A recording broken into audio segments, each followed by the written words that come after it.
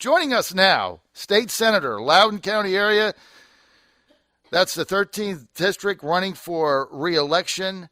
Longtime conservative, well-noted nationally, Senator Dick Black. Senator, good to have you with us, sir. John, it's good to be on. Okay, now I appreciate your remarks about Curtis Colgate. By the way, we just sent $1,000 to that, and a group of legislators up here in Northern Virginia did. So I'd like to see that out of the Tidewater area too. Yeah, let's go Tidewater area. Let's go and belly up to the bar, and let's help the RPV out. Dick Black did. Northern Virginia did. What about Tidewater? Come on, man, get off the dime. Even the Fräulein sent $100. What do you think of that? That's got matched. One horse like 200. So go to rpv.org, and we appreciate, Senator, your generosity. Now, Senator Dick Black, Republican, Virginia, Northern Virginia area. Why are you targeted by ISIS? Well, John, I have been speaking out about the fact that as we continue training these so-called rebels to topple the Syrian government, we're throwing gasoline on the fire. We're training jihadist murderers to go out and purge the Middle East of Christians. I don't know that that's our official policy, but look, we're working with the Saudi Arabians who have a long-term goal of basically spreading violent jihad across the world and murdering all the Christians, and they're doing a pretty good job of it. So, but there's a lot of people saying this. Why is ISIS targeted Senator Black specifically? Well, I think what it is I've pointed out that if we topple Syria, we're going to create a vacuum for ISIS and Al-Qaeda to fill. And if that happens, it's going to start a historic offensive directed towards Europe. Already, you see Italy, very nervous about ISIS jumping across the Mediterranean. So I think the fact is that I've sort of hit the nail on the head, whereas other people just talk around the edges of it, and I think that bothers them a great deal. Senator, being targeted by ISIS, do you fear it all for your family? Well, we tend to, we're always watchful, and I learned how to do self-defense in the Marine Corps, and we tend to be not real defensive oriented. We tend to be a little bit more offensive in nature. So we'll take care of ourselves. We got a lot of Second Amendment people who are always around us, and that's always a good thing. Senator, what did you think? Just get your thoughts. Doesn't pertain to your Senate seat in Virginia necessarily, but I know you follow international politics. Obviously, we've been talking about that. What did you think of the deal that we ostensibly have made? We're not sure if it's a deal or an understanding, but whatever went down with Iran, did you have time to study that? Do you have any thoughts on it? I've looked at it somewhat. We definitely have gotten a tentative agreement to cut the number of centrifuges down very substantially. I haven't seen information. Earlier there was discussion about them diluting some of the nuclear materials that they had on hand, and I haven't seen that yet. I'm not. They seem to be leaking out information little by little, but I think it's something that bears watching.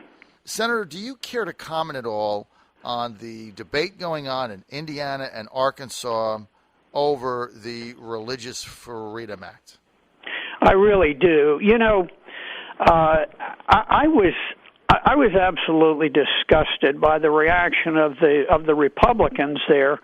You know, we elect these guys, and they go out and they say, look, we're gonna defend your freedoms and liberty and so forth. And then the first time that a bunch of paid goons, jackbooted goons, show up to complain about Christians, they fold like a deck of cards. We've got to be able to stand up and say, you know what, Christians are not the whipping boy in America. We're just not going to take it anymore. And the idea that a baker can be forced into involuntary servitude and forced to bake a cake that has immoral messages on it. Come on, are we still a free country? This is involuntary servitude. We abolished that with the 13th Amendment to the Constitution, and yet it still exists. The changes that they made in Indiana and Arkansas absolutely gut the law and basically say that these very radical groups can just beat Christians into submission, take their property, force them to become complicit in immoral behavior, and I'm disgusted by it. I tell you, if I were sitting in one of those state houses, I wouldn't budge 1 inch. Why do you think, Senator Black, they're caving and are so weak-kneed on this issue?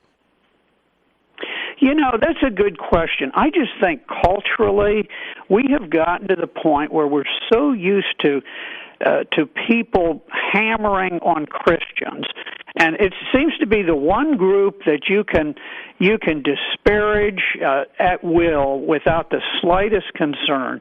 Now, I'm going to tell you, if you will not see them walking into a Muslim store and demanding that the Muslims, prepare things that are out of sync with their faith. But they'll do it with Christians because the media support it, and the politicians just roll over. There seems to be nobody with the gumption to stand up and say, "Hey, look, this is not a tyranny. We're supposed to be a free country," and so I just, I'm just disgusted by the leadership. I wish we'd have seen a more vocal outcry from Republican leaders, people who are running for president and that sort of thing. But I thought their response was rather muted, and I'm not impressed by it at all.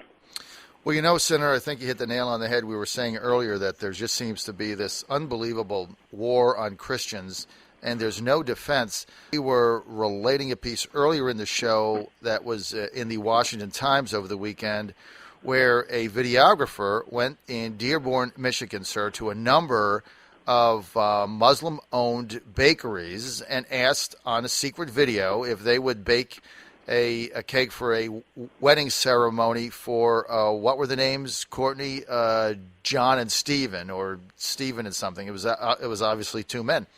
And of the 5 of them, all 5 said no.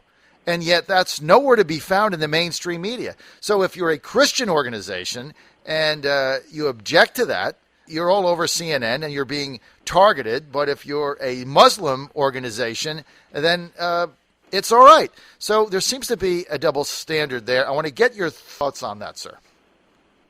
Yeah, well, I'll tell you, we have really become a very harsh, intensely anti-Christian, very harshly secular nation.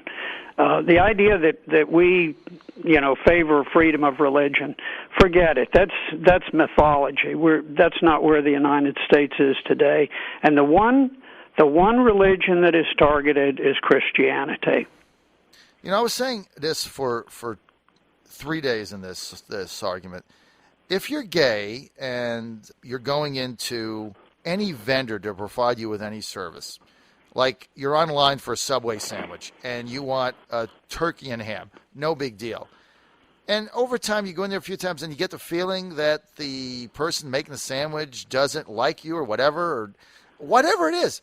Why wouldn't you just go across the street to another vendor? I mean, why would you then target these people? Why wouldn't you just move on? let live. I mean, I don't understand the agenda. That's my question. What is the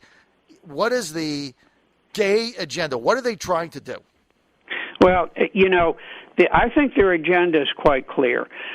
What they want to do ultimately is to get inside the churches and crush the churches. They want to be able to censor the message from the pulpit.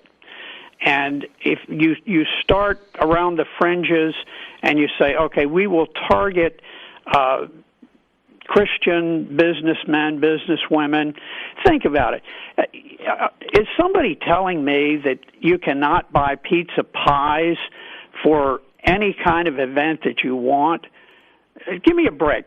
This is not about whether you can get a cake baked or a pizza pie or anything like that.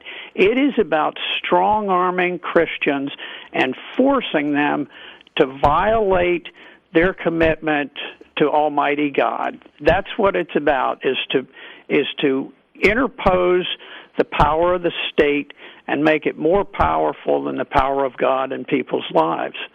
All right, that's going to be the final word. We want to thank Senator Dick Black for being with us. Senator, you're being targeted by ISIS, so you keep an eye out for anything that's going on out there. If you want more information, go to senatorblack.com, senatorblack.com. Hey, Senator, it's always an honor to have you on, sir, and as always, we appreciate your forthrightness and your candor. Thank you so much.